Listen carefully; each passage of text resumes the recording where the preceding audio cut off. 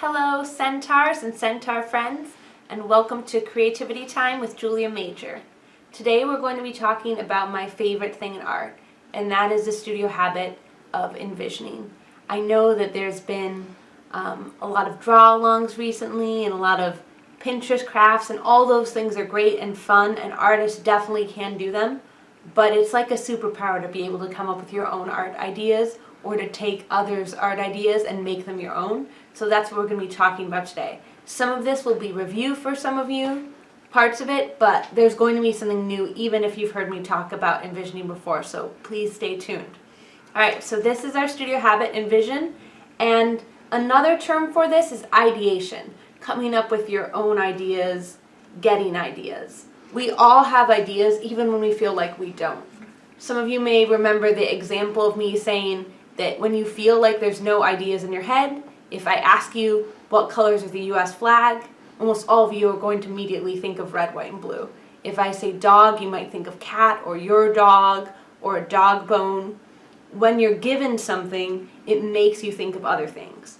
And when you're trying to come up with ideas, you don't want to just sit there and stew and just wait for an idea to drop, because that's not how it really works. It's more like fishing. You've got to put some bait out there, and that's going to help you get the ideas. One of the first ways that you can come up with ideas is by using limits. We've talked about that a lot before in class. A limit is just a restriction that helps you come up with ideas. And you only keep the limit for as long as it's good. Right now, all of us are under a limit that we didn't come up with, and we can let that stop us from making art, or we can use it to spur creativity. For a lot of us, it means that we have to stay indoors. It may mean we can't see the people we normally see. It may mean we don't have the supplies that we normally have. And we can look at that as a bad thing, and it is a stinky thing, that's the truth. But also, it can really help us come up with art ideas, because suddenly we're looking at the world in a new way, and it's giving us restriction. And you can also come up with limits for yourself. I love to give myself limits. This is my favorite way to come up with art ideas. Essentially, it's like giving yourself your own contest or challenge. I'm only going to work with black and white. I'm only going to make artworks that have animals in them. I'm only going to draw something that when I close my eyes and open them, I see in the next 5 seconds. I'm going to draw with a hand that I don't normally draw with. I'm going to limit myself to 3 supplies. I'm going to make a painting that only uses things that start with the letter B.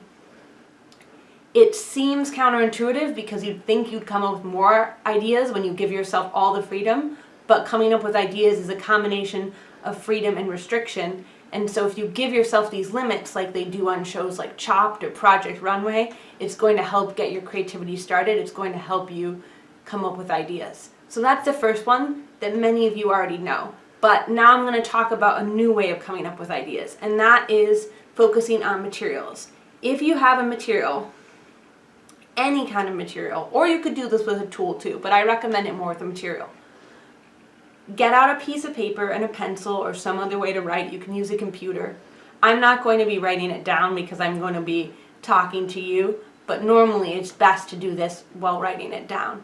And you're going to ask yourself these questions. The first question when you look at it is to just say, what things have I done with this material before? What art projects or artworks have I made with this material before? Or very similar things. So for me, for this bottle cap, it would be, I recently just did a printmaking demo using this bottle cap.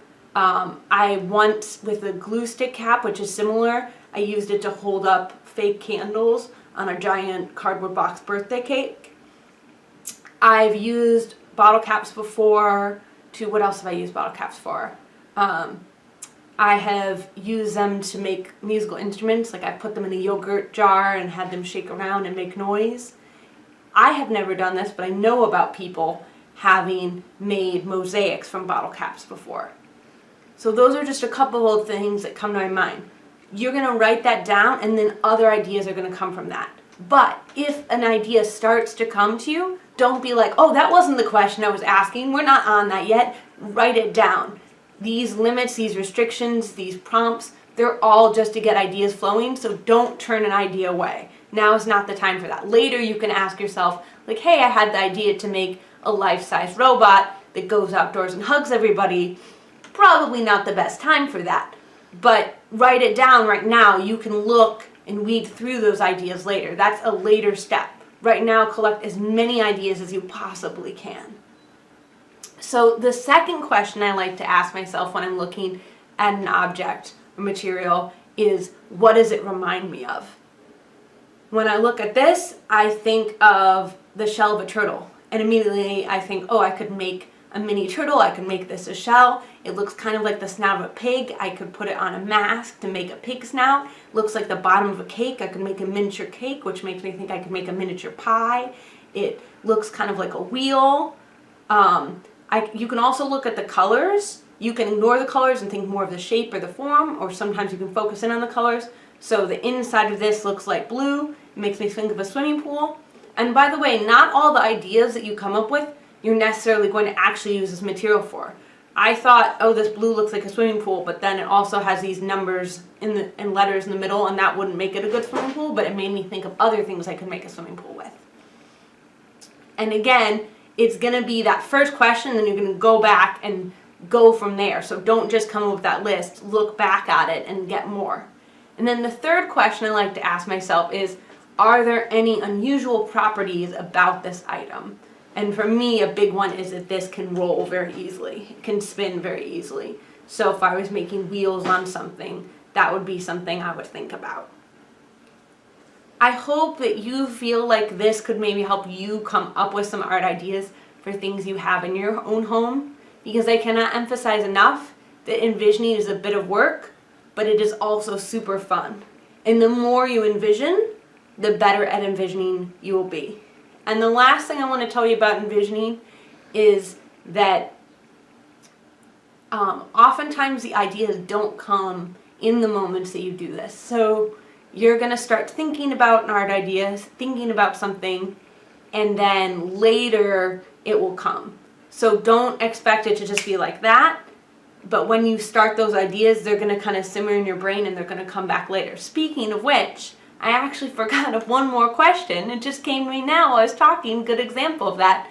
And that is, you can also, with your material, just think about art projects that you wanted to make or interested in, or subject matter you're interested in, and write some of that down and forget entirely about your material, and then try to attach it to the material, because odd combinations make really interesting art. So I just made something, a print of a rubber ducky. And if I think about that, I'm like, ooh, what would it look like if I made a rubber ducky out of bottle caps? And then that gives me some other ideas. So it's really cool with art to make odd connections. So it can be really nice to have the material in mind to connect to, but start out just saying, what were the things I was thinking of? What did I want to do? I know this is a ton of information, but it's something I'm really passionate about, and you don't have to use all of this right now. You can give yourself your own limit and say, I'm just going to focus on one thing Mrs. Major said right now and use that for my art, and then come back to this video later. That's all today for Creativity Time. Thank you for coming, and I hope you have a colorful day.